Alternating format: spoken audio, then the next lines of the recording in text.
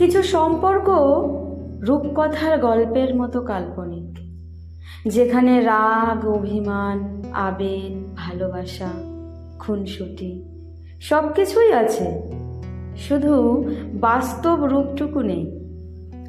কিছু সম্পর্ক অলিখিত কাব্যের মতো, যার শুরু আর শেষ কোনোটাই জানা নেই।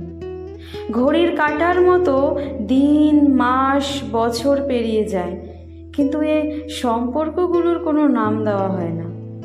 স্মৃতির পাতায় কেবল অলিখিত কাব্য হয়েই থেকে যায়, যার সত্যতা কারো জানাই হয় না। অতঃপর একটা আস্ত মানুষের সাথে তার স্মৃতিগুলোও দাফন হয়ে যায়।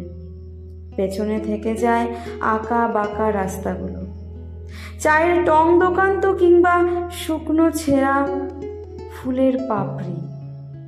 সম্পর্কের নাম থাকুক কিংবা নাই থাকুক, প্রতিটা স্মৃতি অমলিন থাকুক, ঠিক যেন প্রথম দিনের মতো।